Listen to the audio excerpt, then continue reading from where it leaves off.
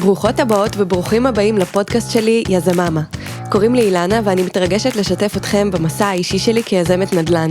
הפודקאסט הזה מתעד את המסע שלי צעד אחר צעד וחושף את המחשבות, הרעיונות, האתגרים והפתרונות שבדרך, במקביל לשיחות מרתקות עם מומחי התחום שאני פוגשת במסע המטורף הזה. אם אתם מחפשים השראה או טיפים כדי להתחיל בדרך שלכם בעולם הנדל"ן, אתם במקום הנכון. בואו נתחיל. אוקיי. Good morning, and thank you for joining us for another episode of Yazamama. That's how I say it in Hebrew, and in English I said Mamapreneur. And the reason that I'm speaking in English is because today I'm here with Daniel Patton, my first English speaker guest. Yes, honored. I have to say I'm very honored, Ilana. Thank you so much for having me on. I'm very happy that you're here. I really appreciate it that you agreed to be here today. Of course. And yeah, I was reaching out to a lot of people who didn't answer, so it is really appreciated. Of course. And I know, like I said, I know that this is your first podcast in English. So that's right. I know you're going to do amazing. I know you're going to do great. This is going to be an awesome interview. So thank you so much. Yes, it's going to be fun. Okay, so then let's, you want to tell us about yourself? Who you are? Yeah? Sure. So I am a mortgage agent here in Canada. I've been doing mortgages for about 20 years now. Mm-hmm. We work in many different aspects. You know, when you have access to mortgages in Canada, mortgage loans, mm-hmm. you're working with people buying owner-occupied homes. You're working with people buying investment properties. You're working mm-hmm. with people who buy multifamily apartment buildings, construction, and oftentimes people who want to lend money. So being a mortgage broker, you sort of act as a conduit in between the banks and the clients and try to help them get money for their different projects. So that's what I do. I've been doing it for 20 years. Wow. I own my own brokerage now. I worked for a different brokerage for years, but mm-hmm. My business partner and I decided to open our own. And that's what we do. We work with first-time buyers. We work with investors. We work with basically anybody who's looking to borrow money secured against their real estate. Okay, that's amazing. Wow, 20 years. Long time. Long time. What about your personal background? Because we started talking about it, and now I'd love to hear it. Because we were talking about, the money issue and the mindset that wrapped around this subject. So let's talk about it. Yeah, well, it's funny. We were talking before, and you mentioned to me that as a child, or even maybe today, that you always have that worry, that passion to make sure you're okay, your family's okay, mm-hmm. that you can make money, that you can support yourself. And I remember having that feeling, when I was 7 or 8 years old. I can remember going to my parents and asking them, do we have enough money? Are we going to be able to pay the bills? That's crazy. So I remember having when you were 8 years old?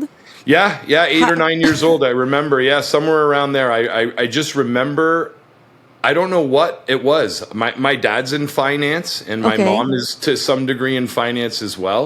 And it just was something that, for some reason, I was nervous about as a child. I have no real explanation for it. Wow. Okay. Sounds like you had a similar thing too, right? I mean, yeah, but it took time for me to realize that it's something that I'm going through. I knew that I felt something was, I felt insecure, and I felt that something is not right, but I couldn't say it's about the money. It's about, I thought maybe it's about self-confidence. But when you dig deeper and deeper, you figure out that it's about money. And then when I was scared of money. I was scared of money, and I thought that I might never have money. Well, I did the degree, I went to school, I did everything right, and now, where's the money? Where's the money? There is a limit. There's a limit. What can I earn, and how can I live? Yeah. And, how can I go through this? How can I get rich? And the moment I became a mom, I got pregnant. That was the moment when I stopped being scared, and I was motivated enough to do the step to take care of this thing. And then I started listening to podcasts and reading books, Rich Dad, Poor Dad, and all the classics. And then I found real estate. Because as a designer, who works with people and homes, it was so natural for me to get there. And today, this is my passion. And so this is what I wanted to talk about. Yeah, so how did you get to work with mortgages? I wish I could say that I had a passion for mortgages at an early age, but I had no idea I was going to get into mortgages. I wanted to be anything but someone who worked in an office and anybody but somebody who worked with numbers. I thought I would be maybe an athlete or maybe really? Yeah. I played a lot of baseball when I was younger. I played a lot of hockey being from Canada. You play a lot of hockey. Yeah. And then after, I thought I was going to be a police officer, believe it or not. I wanted to be, serve the public. I wanted to be a member of the police service. Okay. So I was applying to be a police officer. Oh, you applied? I went to school. I applied. I was applying at the different regions. Mm-hmm.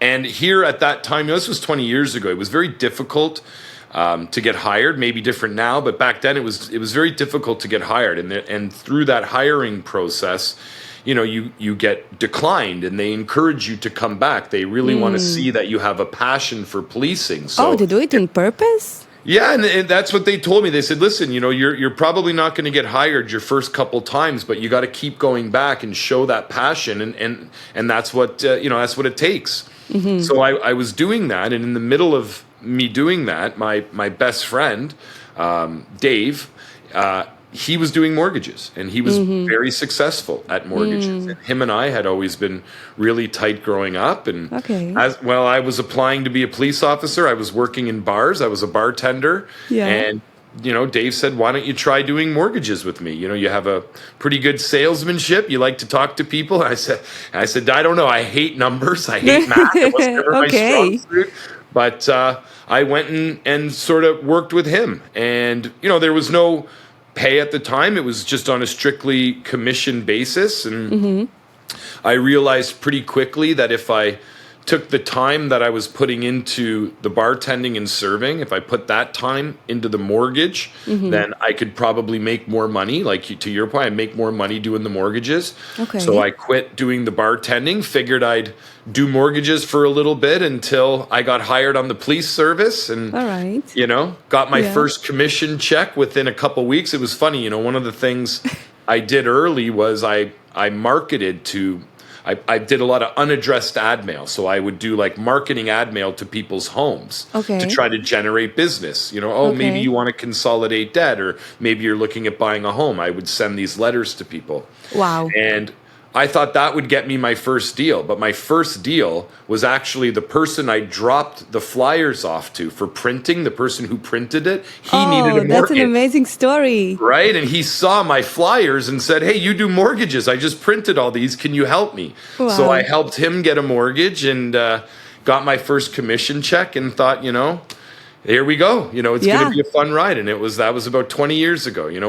That's amazing. So there wasn't a plan. You went with it, and that's it. The mortgages found you. Yeah, I think that there's in mortgages, number one, I think I always wanted to work as much as I wanted to be a police officer. I like working for myself. So I really always wanted to work for myself. I like relationships. I feel like that's the best investment you can make is relationships with people. 100% right. If you invest in that, the prosperity will come. So I love that part of what I do is, especially working with investors, you work with people that I've known for 10, 15 years. I've been doing their mortgages. So I really like it's not a one-time thing.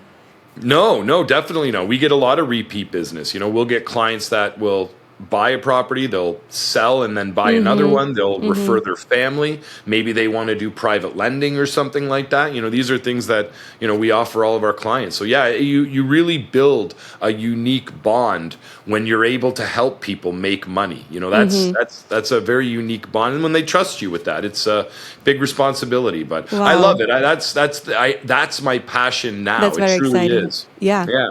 Yeah, I wish you could tell it to your 8 Yeah. 8 years, right? When you were Yes, my 8-year-old self, 100%. your 8-year-old self. Yeah, it was hard to say. I know exactly what you meant, but you're exact. Yeah, I wish he would have been shocked. He never would have believed that this would have been my life at that point. Wow, that's crazy. Okay, Yeah. that's an amazing story. Okay, very Thank you. exciting.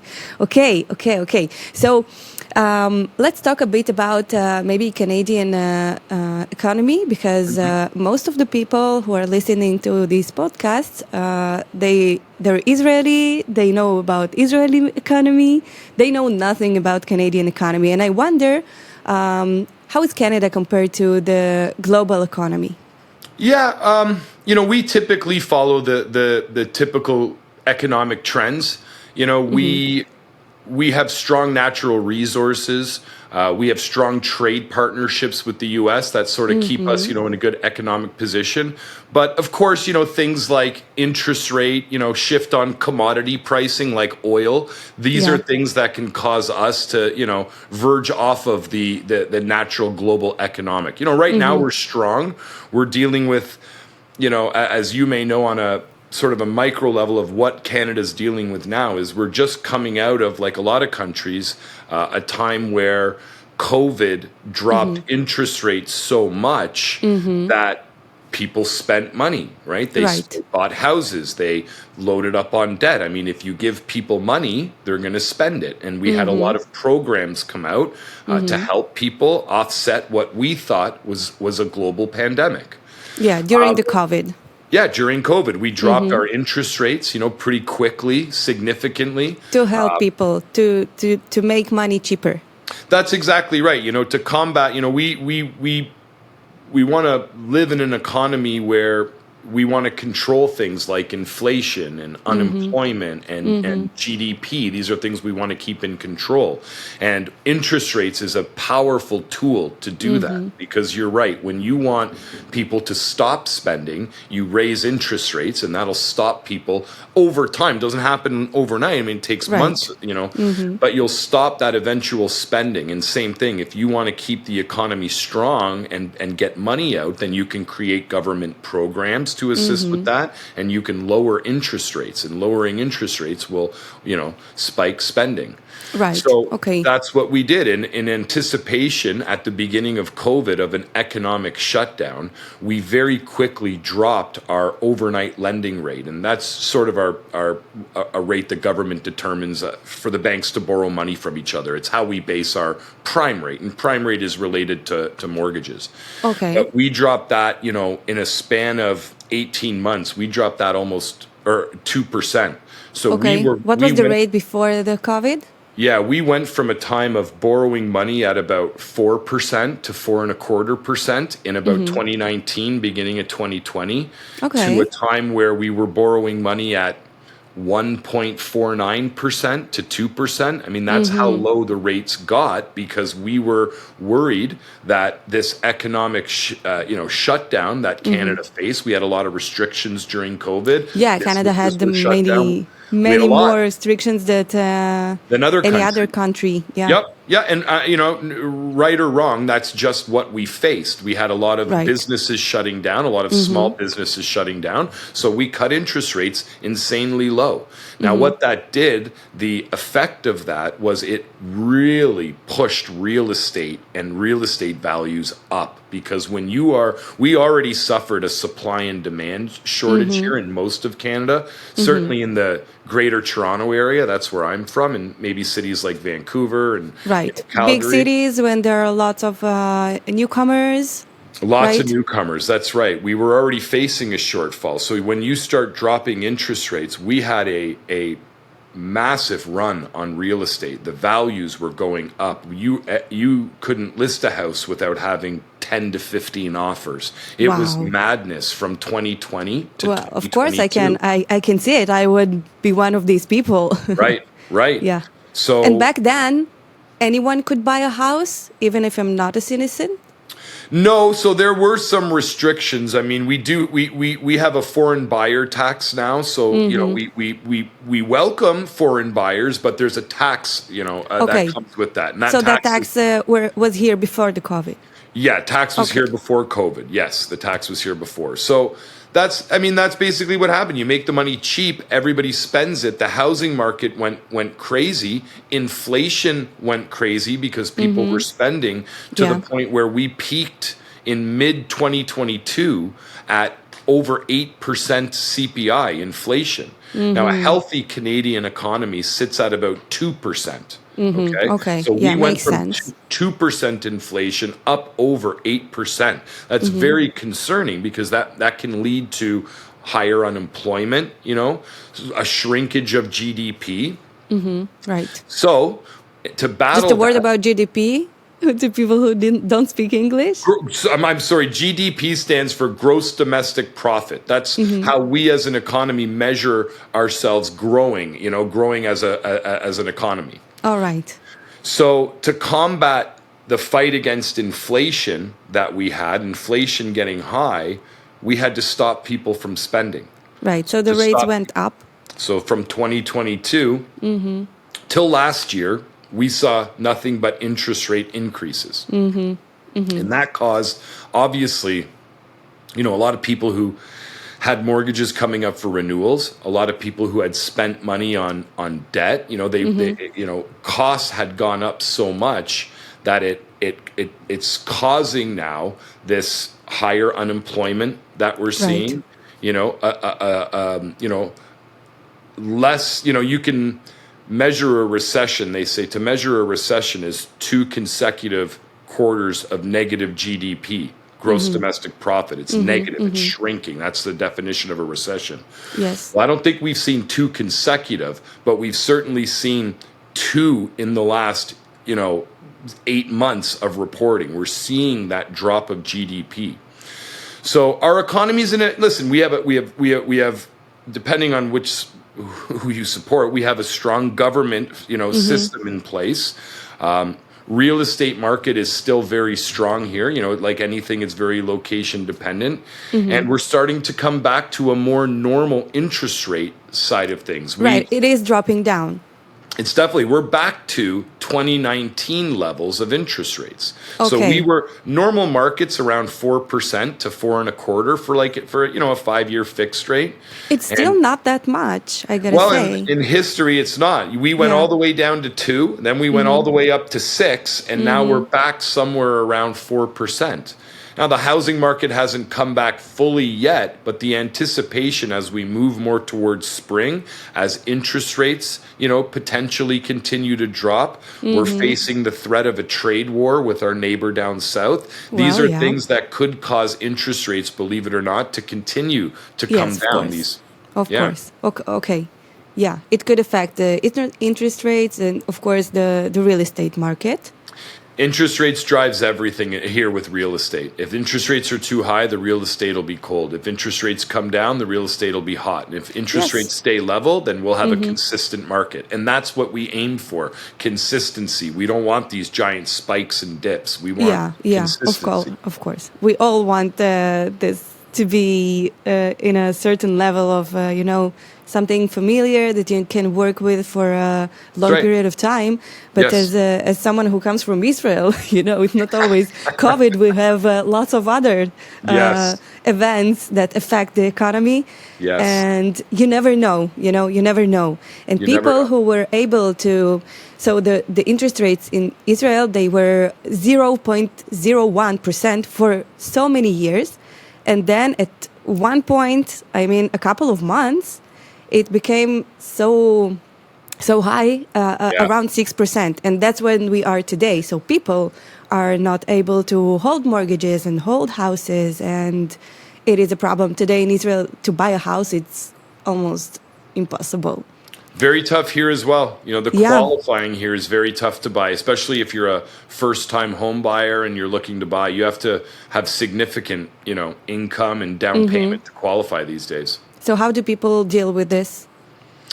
Well, I mean, it's tough. So when you're trying to get a mortgage in Canada, there's sort of three tiers of lending. There's your A lenders, which is like your banks. That's your cheapest way of borrowing money. Okay, I just go to the bank and I ask for a mortgage? Yes. Okay. Now, the qualifying at a bank will break down into three simple criteria that you, the applicant, have to go 3 for 3 on. Otherwise, the bank will just decline you.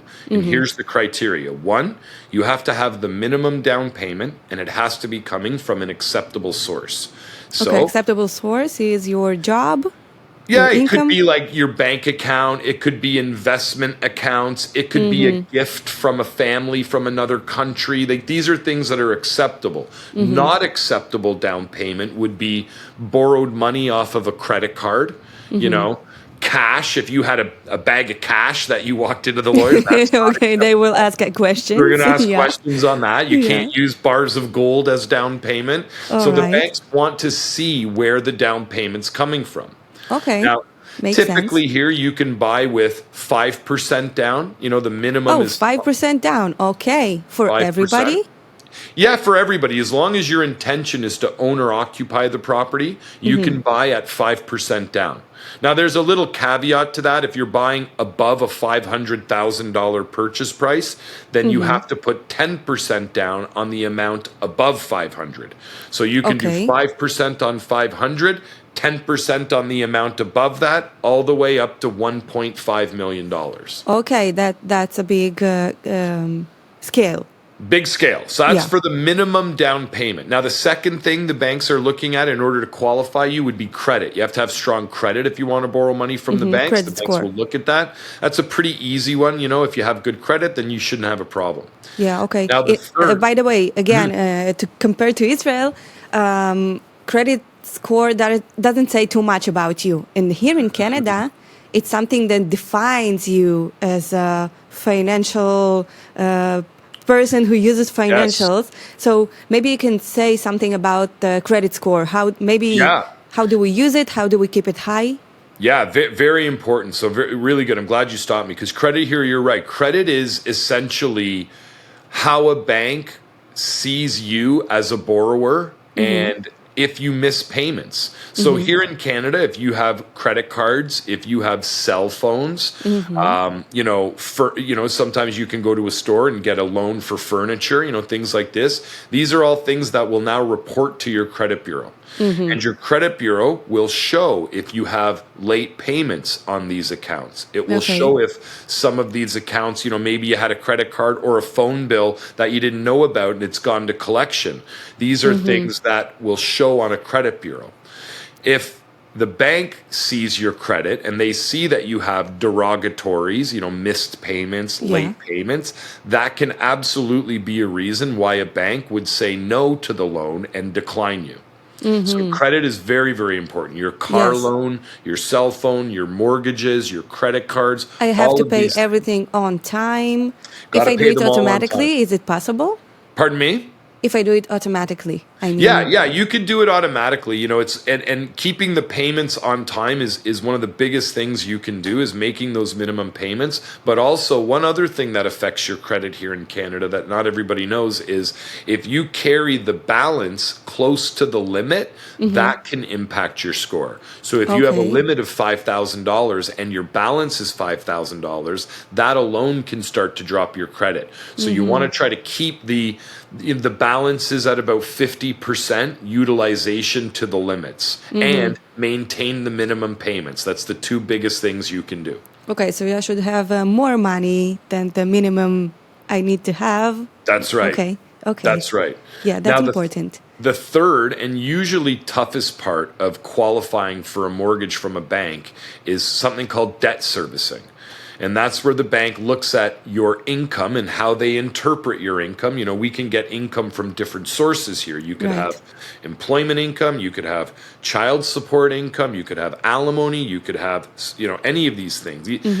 Child tax credit, there's lots of different sources of income. Okay. So the banks outline what income they will use, and they calculate how much debt you can qualify to borrow. Now, just to put it in perspective, if you were buying with 5% down and you wanted to buy your first property, let's say you were trying to buy at $500,000, a purchase price, you'd have to be bringing in about $100,000 of income to qualify for the purchase of a $500,000 home.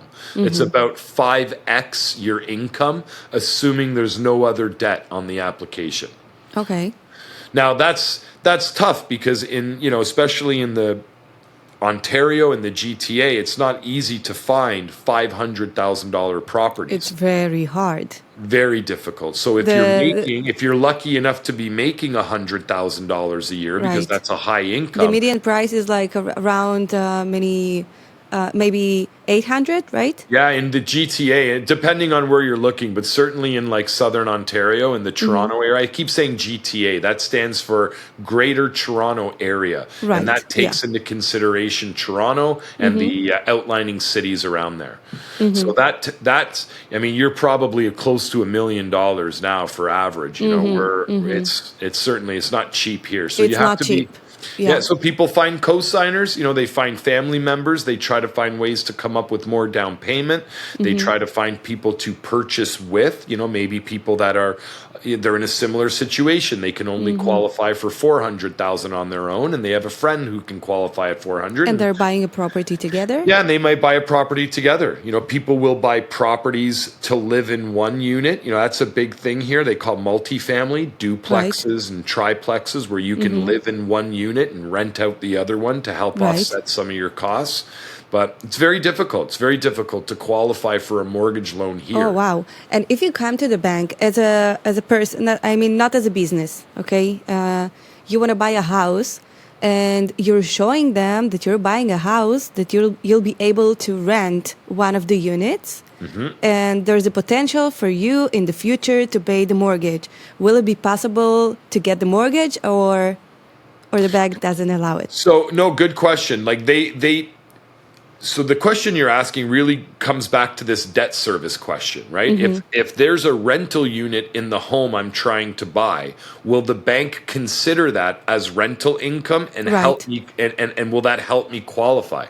Yeah. Yes, but not as much as you'd think. Most banks will only use about 50% of the rental income that's coming in your qualifying. So it doesn't help you necessarily. Really it's the employment income. It's whether you're self-employed or whether you're employed by a company. That's really the driving force of how much you can afford. Okay, we continue to work hard for the money we earn. We don't think in investors, because the way we live and the way the bank is looking at me, like he's saying, your way to pay the mortgage is by your income. Yes. Right? So I always will need to be a working force. The people who are working hard to get the money and get the mortgage. The life, it's not educating us to be people who invest, right?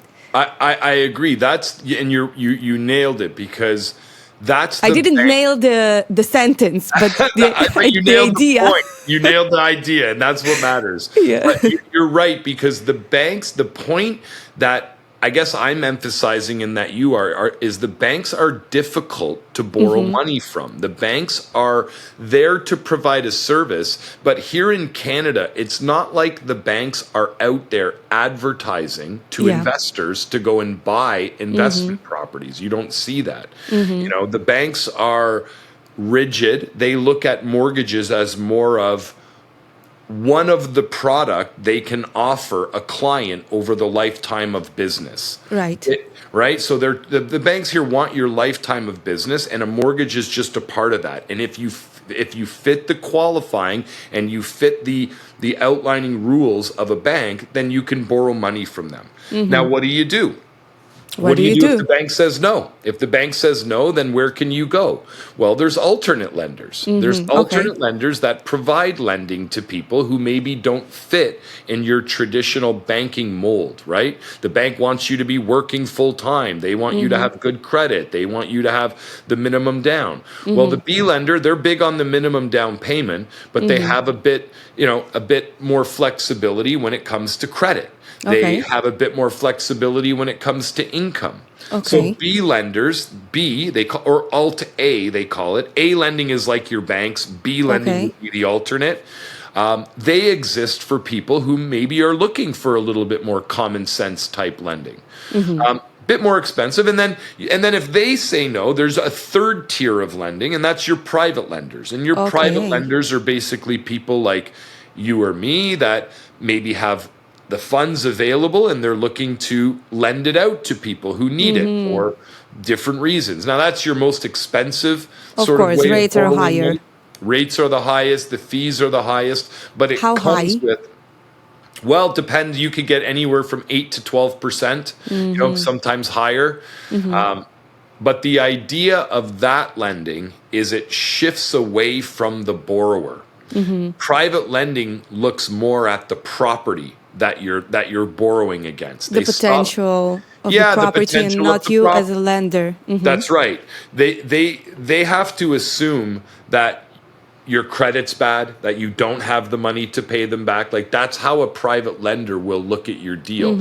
And the private lender just wants to know, if I have to sell this property, am I going to get my money back? That's all the private lender cares about. So it's more about the equity in that home. That's what drives a private lender's decision. It's not so much the applicant. Okay.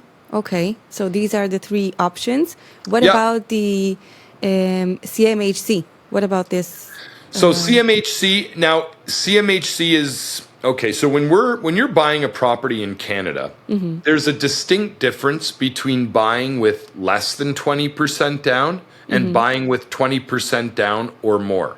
That difference is, when we buy in Canada with less than 20% down, there's a rule. Our government owns an insurance company. It's called CMHC. And CMHC is tasked with insuring the bank's money on any mortgage loan at less than 20% down.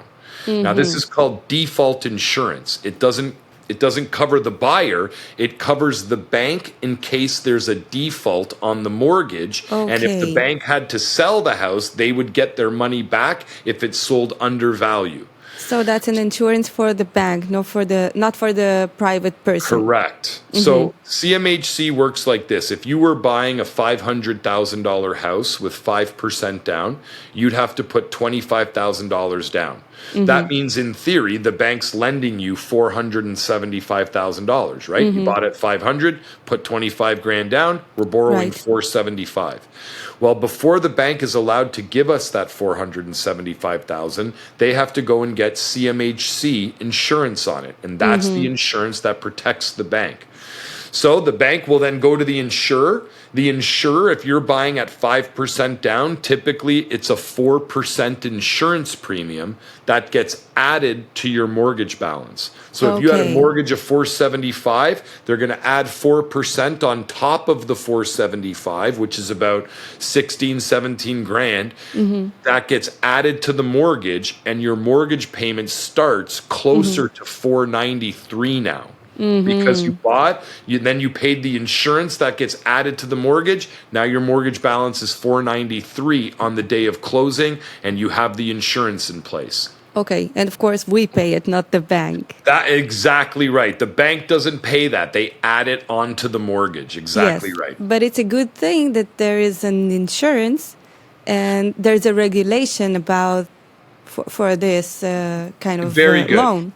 Yeah, it protects our banking system. It's one of the things that, when the U.S. had their crash back in like 2007, a lot of financial institutions went bankrupt. Well, we don't have as much concern on stuff like that because if our housing market was to crash, a lot of the mortgages are insured. So our banking infrastructure would stay in place. It would stay intact. We're not worried about the banks going bankrupt. That insurance protects the bank. Exactly. Another layer of protection of the economy. Yeah, exactly right. It's a protection against the economy. That's right. Okay. And considering the fact that most of the people are listening, they are investors. Yes. And they're foreign investors. What can I do if I'm a foreign investor in Canada? Well, I mean, you can private lend. You know, if you... I can go straight to C lender.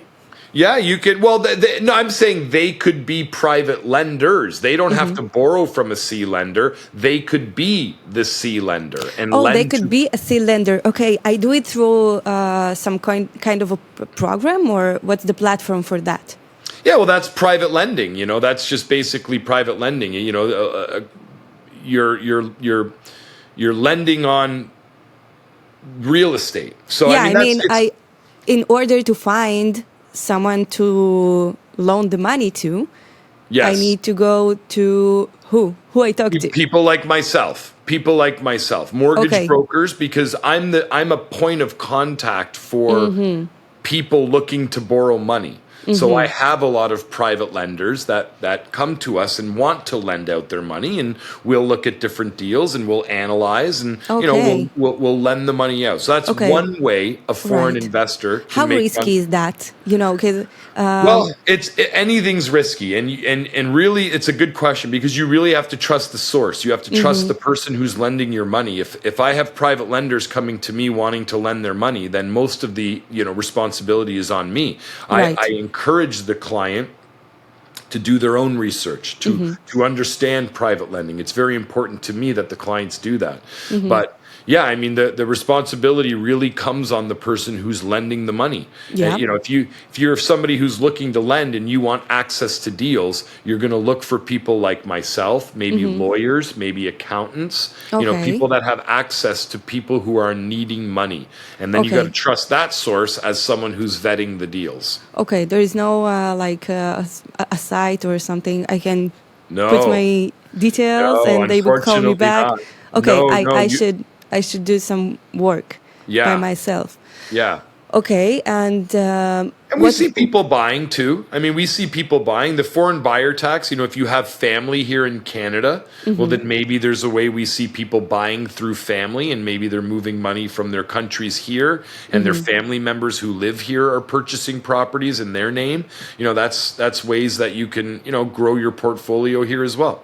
Okay, through family. Okay, if I do have family, how this works with, do I get, there is no tax on my prime home, like primary home, the one that I live in. What about the next house? What about the third house? Yeah, so here are one of the benefits that we have of owning an owner-occupied home is that when you sell it, you don't pay any tax on the money. On the money you make. We call that capital gains exempt. Capital gain. Okay. What about the tax when you buy a house? You never pay tax? When you buy a house, you pay some tax. You pay what they call a land transfer tax, and that's when you purchase a property, you have to pay tax to now own the land. So you have some of those taxes that are incorporated. That's for everybody. Yeah, that's just part of closing costs when you buy. That's a different kind of tax. But the capital gains means if I was to sell a property and make, if I bought a house for $500,000, sold it for $1 million, I don't have to pay tax on that $500,000. Okay. As long as it's owner occupied. Now I could do that on my second owner occupied. I could do it on my third owner occupied. I never have to pay capital gains on my owner occupied. Owner occupied, it means that I live there? Yes. Okay, so as long as I live in the house. That's right. There's no tax. If I rent it? If you rent it, now, if you live in one unit and rent it, it's still an owner occupied. Okay. If you moved out of that property and rented it fully, well, then from that time period on, you would have to pay capital gains on the on the appreciation, on the money you make on the sale. And capital gains these days is over 50%. 50%. 50%. Okay, not even more than the stock market. Yeah, it's a big hit. But I mean, It's listen, a big hit. When you have real estate going up at one point it was going up, depending on values, $100,000 to $200,000 a year. The equity. So, it's nobody likes capital gains. I understand that, but the money goes it back doesn't into the government. encourage you to have real estate, because if you know that you will pay 50% of your profit every time you sell a house, and maybe this is a good moment to talk about refinancing, because we have it in Israel, but it's not as common as like here in the USA. So how do we do it? How do we keep the money in our pockets? So you need a good accountant for sure. But no, what we see, you're right. So what we see a lot of people do is with real estate, we believe real estate, although you can make money in the short term, there's no doubt. I believe real estate is a long-term hold. That's what I do with my real estate. I buy it, I hold it, and then I re-leverage that real estate to buy more real estate. So how do I keep that money in my pocket? By not selling. Not ever selling the property. Down the road, I will. Once I've made, once I've had enough of acquiring.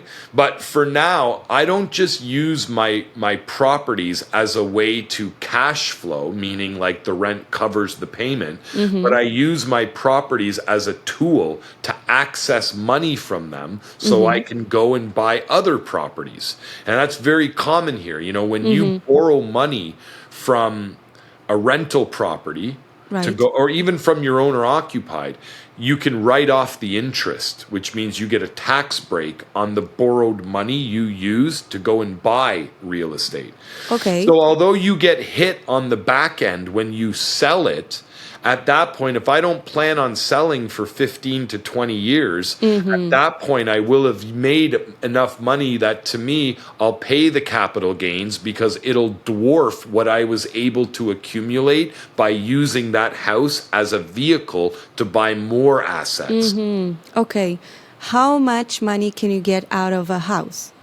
So when you're refinancing a house, you can pull out to up to 80% of the 80%. value of the home. If I don't have a mortgage, or can I have a mortgage on that house? 80% no matter what. So if you no have matter what. Yeah, if you have $1 million home and you want to pull out 80%, the delta of money in your pocket is less what you owe for the mortgage. So if you have $1 million home, 80% is $800,000. If you have a mortgage of $500,000, you can pull out $300,000. Okay, that's a lot. It's a lot. It's a lot. Okay. And the way our equity, our properties appreciated so much during COVID, when interest rates were so low and demand was so high, a lot of people's equity built very quickly over those last few years. And they come back and they try to reaccess it and go and reinvest it in real estate. Okay. And if I do sell the house, well, then I'm not really, but I mean, you're stuck with the house. You can't sell it, right? Yeah. For 15 to 20 years. But if there is an emergency and I really need to sell the house that I used for this loan, I pay tax.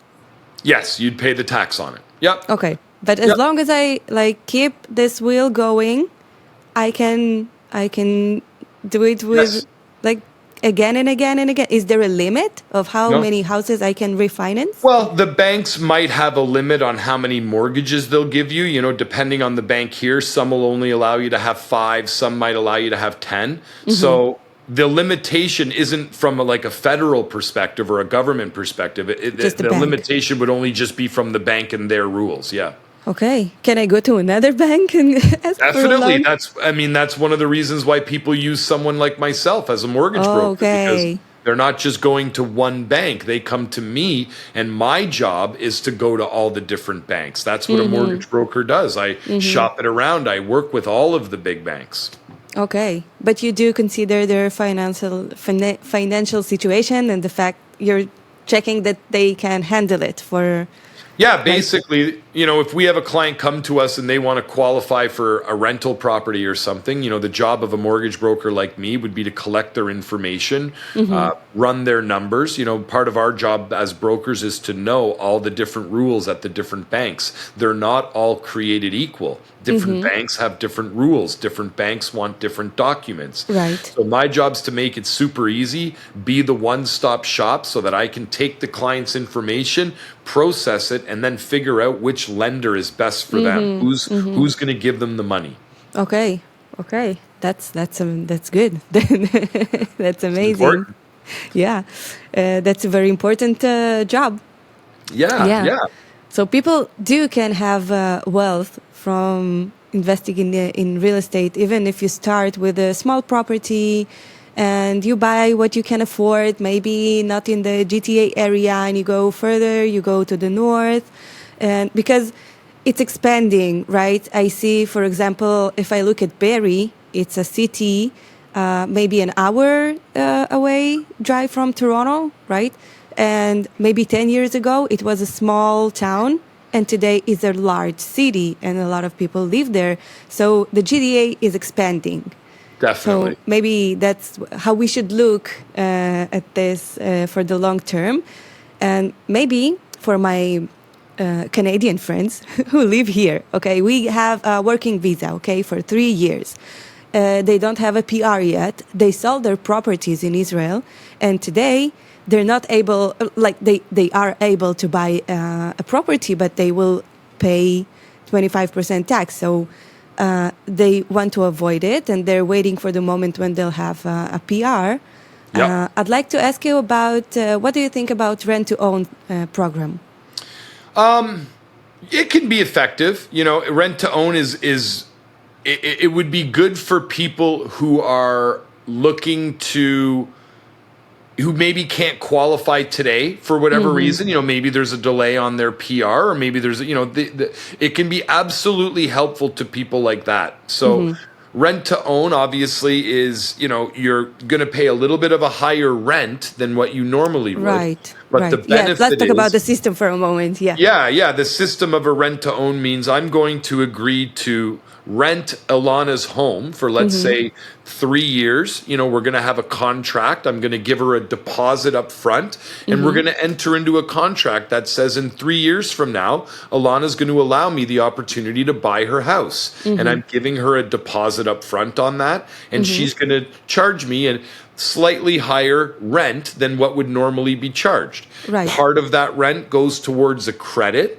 on my purchase, so that in 3 years from now, or 2 years, whatever the term is, I'm now in a position to buy the property from Ilana. Okay. So in that theory, it can absolutely work for people. The challenge that I only see, is the conversion. The conversion, how that you got to be committed.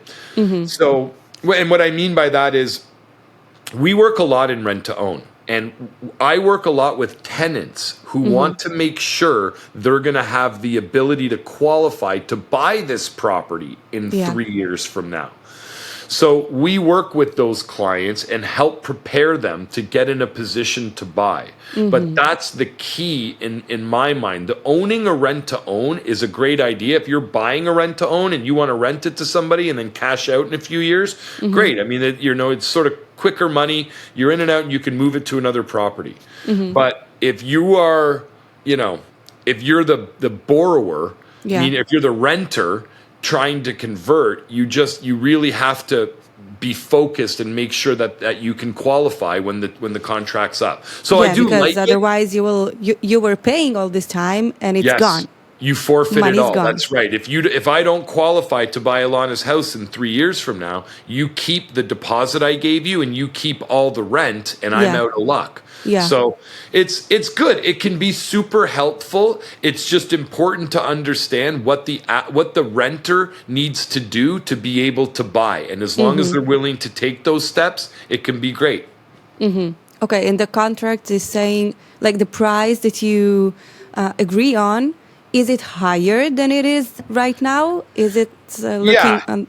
Yeah, you can usually, what you and I would do in that case, Ilana, is we might look at Now, again, the last 4 years have been tough, but we might look at a normal market and say, okay, Ilana, we can both agree that the property is going to go up 6% per year, you know? Yeah. So if we base it on 6% per year, in 3 years from now, the house is going to be worth this, and you and I, you know, will agree to that purchase price. Mm-hmm. Now, whether or not the value goes up higher than that or whether or not it doesn't, I mean, that's really on the seller. If the house goes up higher, you're in a contract. You have to sell it at the lower number. Yeah. And if the house comes in lower, well, then the renter doesn't have to buy it. Yeah. So as the owner of the home, you know, you're at a little bit of risk there if the house goes up in value. Mm-hmm. Yes, right. But there is you still get the chance to help people. You get it's more helping people than getting a profit out of it. Yeah, you're still going to make a profit. And, you know, look, that's the thing. You're helping somebody find a home that they're going to take care of. You know, it's the best tenant can be. Yeah, exactly. You're going to get the best quality tenant, ideally, because that's right. They have pride of ownership. So they're going to take pride in owning that property when they're just renting it. Yes, yes. Okay, that's interesting. So my plan is to work with multifamily properties. Yep. I'm not talking about duplexes or small properties. I'm talking about a building with lots of units. Yep. So mortgage there works differently. It does. Yeah. So how does it work? What are the big advantages of this field? So when I was talking earlier about the applicant and they need down payment, they need credit, and they need debt service. Mm-hmm. Whenever you're buying multifamily, and multifamily in Canada is basically anything 5 units or greater. If there's 5 units or more, this is multifamily. Okay, in Canada or in Ontario? In Canada. Okay, that's the definition for whole Canada. Yes, for multifamily. Now, the qualifying for multifamily is really not about the applicant anymore. They're not looking at me and my income or my, you know, credit is important still and down payment is, but the way the banks look at multifamily is they look to see what the property itself, based on the property financials, what that property can afford in a mortgage. So if you had, again, $1 million multifamily, Ilana, that you were trying to sell me, and I would have to get the financials up front. I'd have to say, send me all the rents so I can see what the rents are. Show me the expenses. You know, the bank will take into consideration their own expenses. And based on those two things, the bank will determine the amount of loan that property can sustain. If they said that property can sustain a $600,000 loan, well, now I'd have to do $400,000 as the down payment. So it's removed. Still, the down payment has to be 5% of the. Well, it can be whatever, and this is the thing. In some cases, you can finance multifamily all the way up to 95%. Okay. So you can actually, you're right, you can buy multifamily, but this is a tough program to qualify for. The building you're buying has to score certain points through a point system. You can Google it. We have a program called CMHC MLI. Okay. And if you look on there, you can see there's a scoring system that a property There's a scoring system for everything. Right. And this scoring system is based on environmental. It has to be environmentally, safe. It has to be like accessibility. So you get points if it has like wheelchair access or elevators, things like that. And then the third is rent control. You get points if you have under market rent. I think it's 10 to 20% under. Under market rent? Under, you'll get points. So why would the bank be interested in under market rent? It's not the bank, it's the government. This is the government. CMHC. Okay. So the government is incentivizing people to try to create housing and cheaper, affordable housing. More affordable prices. Okay. More affordable. That's why. So you can, based on those, there's a scoring structure. And if you had the ability, if I was buying your building and you had all of this scoring, I could then potentially get up to 95% financing. That's basically how it would work. Okay. Yep. Do I have to be a business, a company? No. No, I can be a individuals. private person. Okay, if I'm not Canadian. If you're not Canadian, yeah, but I mean, again, you're just subject to the foreign buyer tax. Okay, how do I avoid this? You need a good accountant. Try to partner with somebody here. Okay, I can partner with a Canadian person, and okay, so that's the. Yeah, be the money partner to a Canadian citizen. Okay, that sounds interesting.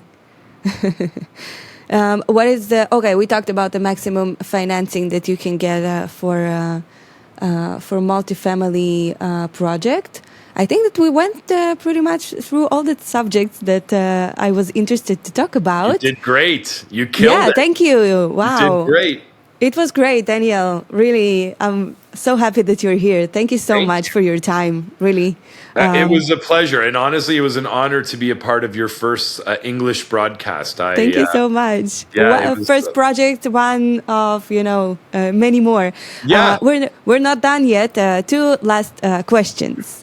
First, what are the 3 golden tips you can give an investor who is interested in investing in Canada? So do your research, I mean, it's your typical answers. You have to do your research. You have to partner with people you trust, and I think that's the 2 biggest things. Right. I think if you do your research and you trust the people, I believe in our real estate market. History's told me nothing otherwise, that our market is strong. Yeah. We have a shortage of supply, of housing supply, and we have an increase in demand, So I truly believe in the long term of real estate. But if you want to be a foreign investor and you want to get your money here, you got to do it smart. You got to do your research, and you got to work with people you trust. That's very good. I think that you can use these 2 tips for anything you do. Anything. I know it's sort of a cop-out. It's not really an answer, but it's the best one I can think of. That's very good. That's important. That is an important memo. Definitely. One last question. What are the 3 things that you are grateful for today? That's a question that I like to ask anybody who is interviewed on my podcast. So, for sure, I'm having my first baby girl in May, so I'm grateful for that. Wow, that's amazing. Congratulations. Thank you. So I have to be great. So I'll put family as one for sure. Health. You have two boys? No, I have 2 dogs. This will be my first. This is my first child. Oh, yeah, my first one. Wow. So I thought I remembered two boys, but maybe I was talking about the 2 dogs. No, two, which are like my kids. I love my dogs, but this will be my first daughter. Wow, that's amazing. You're going to be an amazing parent. Thank you. So family, health, and I'm thankful to, be Canadian. I'm thankful to be in a country that allows me these opportunities. I'm thankful to be, in a country that, supports its people and, wants us to grow. So that's not something that's lost on me. So I think I can be thankful for all of that. That's amazing.